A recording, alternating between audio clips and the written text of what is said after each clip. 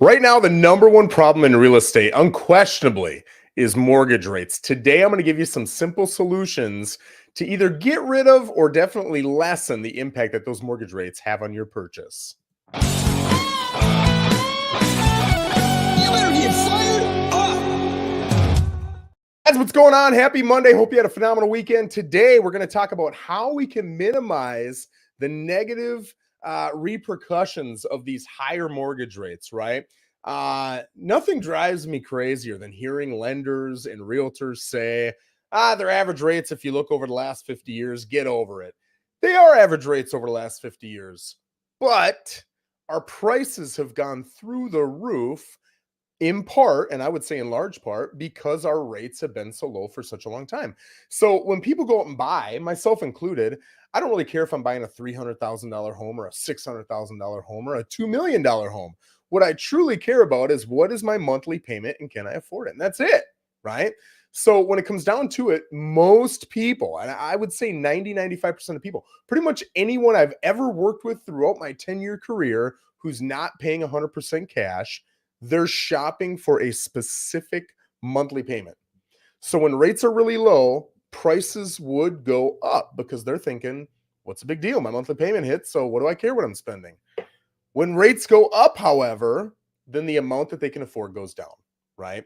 So I think that's really important to look at because right now we're seeing prices in South Florida have not really gone down.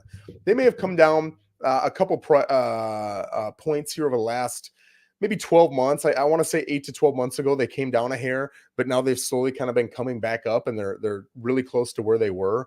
So we really haven't gotten any relief for people looking for price relief. It's not happening. And while we have been facing that zero relief in prices, we've seen rates go from, I'm at 2.25. I know a lot of people that were at 2.5, 3. I think I looked it up the other day and it was, I'm making this up, but it was like 85, 90% of people have a mortgage that's at 4% or less, right? So that's a lot of people. So the question is, how do I get over this hurdle of having these high rates and yet be able to buy a house? I don't want to rent. I don't want to keep paying somebody else's mortgage. How do I do it, Joe? So I'm going to give you some simple solutions today. Some are going to help you with that interest rate. Some are going to help you in different ways. But what the goal here is to get you into a home with a payment you can afford at today's higher prices, right? So here are a couple ideas. Number one, and this is super easy to say, it's not easy for everybody to execute on, and it's pretty straightforward, a bigger down payment, right? Obviously, if you are financing 95% of the house, it's going to be a bigger monthly payment than if you're financing 50%. So if you can put down a bigger chunk of cash, it's obviously going to alleviate a lot of that payment, right? Now, again, you've got to have the cash to be able to do it, but if you do it, there you go. Now, from a strictly mathematical standpoint, my question, excuse me, to those who ask me, Joe, I have the ability to put more cash down. I can afford the higher payment. I can afford the lower payment. But which is the more intelligent move to make? Do I do it or do I not do it? And by it, I mean put down the more cash. Here's my answer. Whatever the rate is, right? 7%, 8%, wherever you're at, but most are around 7, 8%. What would you be doing otherwise with that money? And would it be making you 7, 8% more, right? Do you need that money? If you need that money, I wouldn't put the money in. If you don't need the money, then it's strictly a mathematical question of, hey, if you've got investments you can make 10, 12, 15% on, why would you save yourself the 7, 8% rate, allow that, and go put that money somewhere else and make the 10, 12, 15%, right? But if whatever your investments are make you 6%, 5%, 4%, then absolutely not. Put it in your house because now you're going to save that percentage. And a penny saved is the same as a penny earned. Man, that was an old Ben Franklin commercial. Penny saved is a penny earned. So yeah, it really comes down to that from a strictly financial standpoint, but you also got to look at, do I need the money? If you need the money, then keep the money, right? Here's another one. And I hate this one. I do not like this one, but a lot of people are going with it and I'm fearful of it. So I want to bring it up. You buy now and you're at the brink of what you can afford, hoping that rates are going to go down and you're going to refinance. Now I'm going to tell you right now, rates are at a 50-year average. So the odds of your rates going down are exactly the same or roughly the same of your rates going up. So if you're going to bet your financial future on the fact that you're going to get into a house and in a year, 2 years, 3 years, rates are going to come down, you're going to refinance, you might be in for a surprise. Rates could go up to 8.5, 9, 9.5, 10, or more, right? That's just as likely, in my opinion, as rates coming down to 6.54. So just be very cautious with that. What I would tell my kids, and that's always what I try to tell you guys, is if you can afford the payment now, do it. Hope to refi, hope rates go down. That's phenomenal if it does. But if they don't, you need to be prepared to make that payment for the next 30 years. If you can't do it, don't buy, right? Or buy something cheaper. So that one, not a big fan of. Here's the next one. And it's two different types of rate buy downs, right? You've got the temporary rate buy downs and the permanent rate buy downs. Now, a permanent rate buy down is let's pay X amount of dollars, and you can sometimes negotiate the seller to pay it. Sometimes you as the buyer will pay it. But essentially what you're going to do is you're going to take a chunk of money and pay the mortgage company, and they're in exchange going to give you a better rate, right? So let's say your rate is 7.25. They might say, hey, and I'm completely making up these numbers and they're dependent on 37 different things, but they might say, hey, if you give me $6,200, we'll drop your rate from 7.25 to 6.25. And then your lender will tell you what the break-even point is, right? So what's the break-even point? The break-even point is, well, on day one, you're at a loss because you haven't saved anything with your new rate, right? 6.25 versus 7.25, but you're out that $6,200 in this mythical example. So you're at a loss. Well, the next month, you're going to save this much on your mortgage payment because you're at 6.25 instead of 7.25, but that's going to pale in comparison to the 6,200 you shelled out, right? And you might say, well, the seller paid for it. Doesn't matter to me. That's cash you could have gotten towards a million other things. You could have dropped the price, you could have whatever. So it is your money, right? You've negotiated it. It is your money. Look at it. Now I feel like I'm talking to my kids as a father. It is your money, right? So think, what do I want to do with it? But that break-even point usually is around 2, 3, 3.5 years, whatever it is.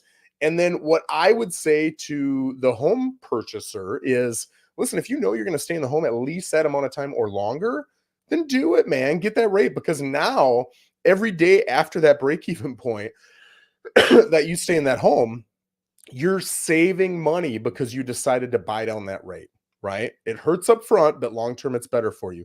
Now, if you're only going to stay in the house for a year or 2 years, you might not want to do that, right? But that is a great way. In fact, that's probably the way I would go if I had all these rate issues and I needed to get into a house. Now, you've got temporary buy downs too. And although you can do this a million different ways, the two biggest I've seen is a 3-2-1 buy down and a 2-1 buy down, right? What do those mean? It means the seller is paying the lender money today or at closing to take your rate. Let's just say it's 7%.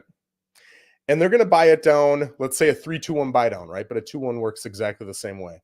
You're paying down 3% the first year, 2% the second year, 1 year the third year, and then nothing year 4 and beyond, right? So again, if you're being quoted a 7% rate, that means we would look at how much it would cost if you were, this is how the math is run. How much would your payment be if you were at 4% for a year instead of 7? Okay, multiply that by 12 because there's 12 months. And then in the second year, you're going to be at 5% instead of 7. What would that savings be times 12 months? And then the third year, you'd be at 6%. What would that savings be times 12 months? Whatever all of those added up are, we negotiate for the seller to pay the bank that amount of money. And now the bank will agree to charge you that lesser amount because they're getting the rest of it from the seller, right? It's literally just a cash exchange. It's literally just the seller saying, I'm going to pay a lot of it in the beginning on your payment, and then I'm going to pay a little bit in the second year, and then I'm going to pay a tiny amount in the third year, and then in the fourth year, you're on your own. Now, this is good for two people. It's good for people. And again, a 2-1 buy down is the same way, except instead of the first year being 3, it's 2. And the second year is 1. And the third year, instead of being 1, is 0, right? So it's just a quicker process. It's not as valuable.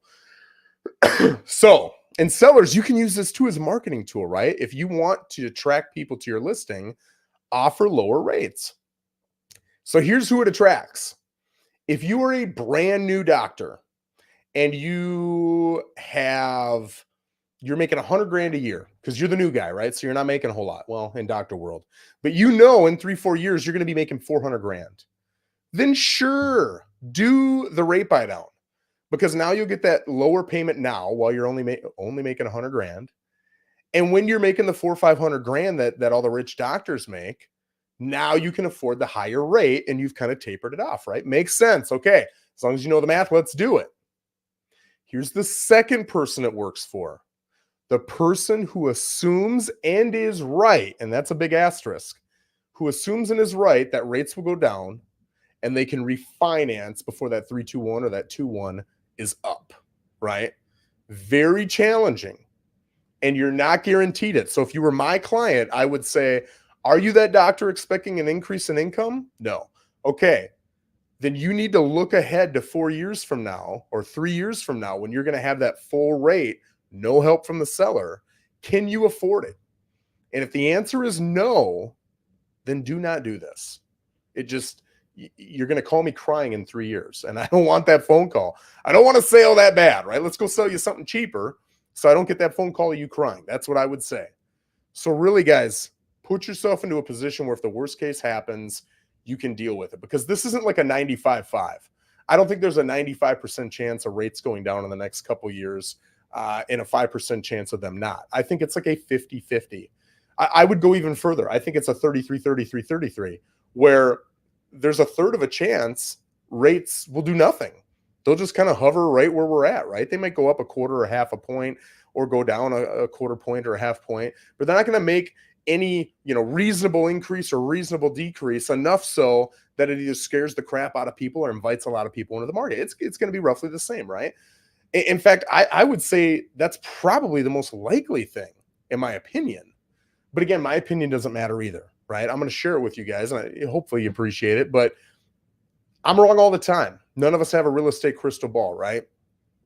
Here's the last thing that you can do, and it's the most challenging, but I get asked it all the time. That's not true. There's one more after this too. Seller financing.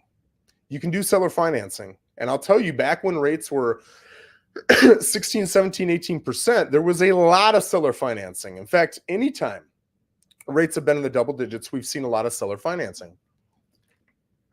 What is seller financing? It's the seller saying, I'm going to be the bank. So instead of going to Wells Fargo or whoever the lender is that you're working with, and they say, hey, your rate's going to be 7-8% over 30 years. Here's how it's amortized. It's fixed, blah, blah, blah. You come to me, and then people will ask me, well, what are the terms on seller financing? They are whatever the buyer and seller dream up and agree on. That's what they are. So the rate can be anything. The down payment can be anything. It can be amortized a bunch of different ways. There's loads of different things that can happen here, right? But usually that owner is going to want to see a certain credit score. So it's usually not going to get you out of credit score issues. They're also going to want a large down payment, like a minimum of 10%. Usually they're looking for 20, 30, 40%, right? Now, right now, in the last handful of years, the last decade, 2 decades maybe, if a seller's giving you seller financing, it's viewed as they're doing you a favor. You're not able to get the financing in another way, so they're going to give it to you. They usually jack the rate up 2 to 3% over whatever you would otherwise get. And they're thinking, hey, I'm making a little bit more money than the banks would make, but I'm also giving this guy a break and helping him out, right? Well, as the market gets tougher and tougher, it may shift from, hey, I, the seller, am helping you out so I can raise the rate, to, hey, I, the seller, can't sell my house at the price that I want to. And if I want to, I might need to take on the financing myself, and I might need to lower the rates, because that's the problem. So if the rates are 8%, maybe I need to offer seller financing at 6% or 5.5% or whatever it is, right? I might still ask for 10% down. Maybe I ask for 5. My point is, it's all negotiable, right?